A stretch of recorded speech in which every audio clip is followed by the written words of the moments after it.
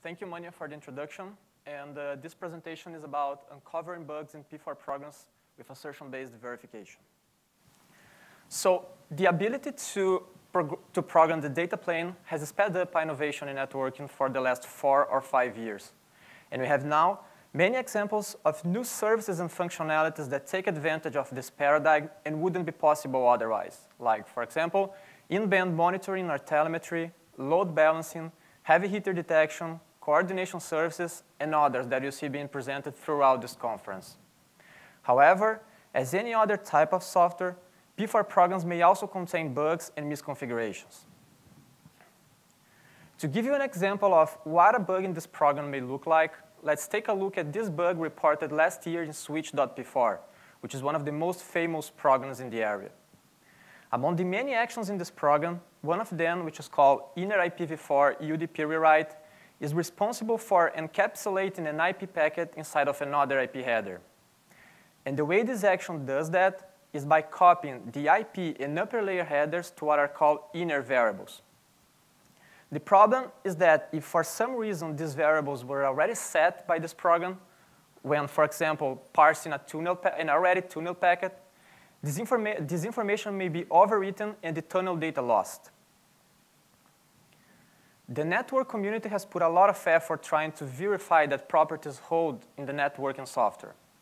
We have systems like HSA, Veriflow, Node, SymNet, MinuteWeeper, and others for that purpose.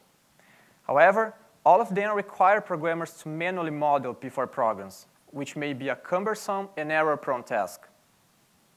Recently, we have recent efforts went a little bit further and tried to extend those systems in order to encompass the automatical modeling of data plane programs.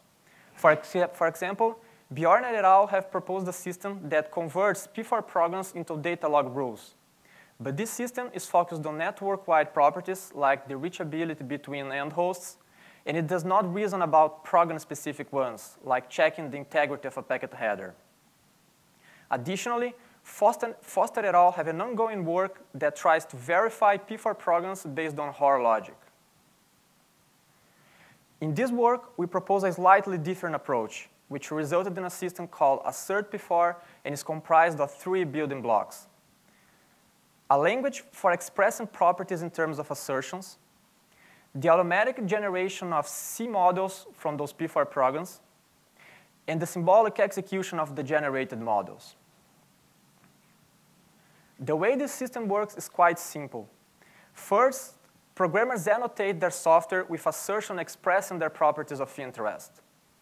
Once annotated, this program is translated into an equivalent model in C, which may or not take into account the control plane configuration, in this case, expressed in terms of forwarding rules. The generated model is symbolically executed using an execution engine, which will verify if for all possible execution scenario or path in the program, if the properties specified hold or not. If no violation for the assertions specified is found, the program is considered correct regarding those properties. Otherwise, a warning is emitted, and the programmer may correct the bugs using the information given as output. Now, I'll give you some details about the building blocks of Assert-P4. For expressing assertions, programmers may use both primitive methods and expressions, which may be arithmetic and logic. In practice, they annotate their program using the assert command, which we implemented as an extension to the P4 annotation mechanism specified in the language definition. Our goal in proposing this language was to simplify the way programmers encode properties of their interest. And in that sense, we developed methods like traverse path, which will check if some table, action, or control flow, which are structures of the P4 language, were executed in the program or not. Also, we implemented systems like extract and emit header. We implemented methods like extract and emit header, which would check if a given packet header was respectively extracted or emitted while processing a packet. So going back to the example described, the bug reported in switch.p4 could have been detected if the programmer had annotated the code with assertions that check whether those inner variables were already set by the program when invoking this action or not. Regarding the generation of program models, we model each P4 structure using one or more equivalent constructs in C. For example, for modeling match action tables, we used a single function in C in which case, if no control configuration was provided, we made the match fields of this table symbolic variables. This guarantees us that all possible actions that could be invoked by this table would be tested. I encourage you to take a look at the paper for getting details about how we model the other structures of P4, as well as the characteristics of symbolically executing these generated models. In terms of evaluation, we developed a prototype by extending the P4 reference compiler to generate C models. We did our symbolic execution using the CLI execution engine version 1.3. All of our source code and workloads used in this project are publicly available, which means that everyone can download and reproduce and easily reproduce our results. Our testbed was comprised of a Linux virtual machine running on a single CPU core with 16 gigabytes of memory. As results, we wanted to check how effective and helpful Assert P4 can be to programmers in finding bugs in their software. And for that, we collected a bunch of programs which we instrumented with assertions according to the specification of their functionality. During this process, we were able to find 2 new bugs. The first one was found in Dapper, which is a data plane-based TCP performance diagnosis tool. What we found is that this program can send IPv4 packets can forward IPv4 packets even if their TTL field is equal to 0, which may lead to forwarding loops in their network and waste bandwidth.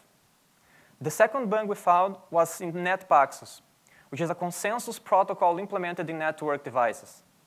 And in that case, we found that the program can mark packets containing a valid Paxos header to be dropped at the beginning of the program, and it may not unmark then at the end, which can lead to the drop of packets containing votes and hence compromise the consensus application.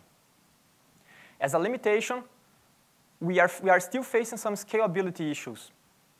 So for complex programs like switch.p4, we are able to uncover bugs, but we cannot verify the whole program, mainly because of the number of execution paths of programs like this, which contains a lot of branches in their code. To give you an idea, it took us more than 20 days to check all possible paths in programs like this. To conclude, we show that P4 programs may contain bugs and misconfigurations. And in this work, we proposed Assert P4, which is a verification mechanism based on assertions and symbolic execution. Using this system, we were able to uncover 2 new bugs in real applications, Dapper and NetPaxos. However, we are still facing some scalability challenges that lead us to long times for verifying complex programs. In that sense, our ongoing work is towards developing heuristics to optimize the symbolic execution of these complex programs. Additionally, we are investigating how to model network-wide properties using Assert P4. With that, I conclude my talk, and now I'll be happy to take your questions.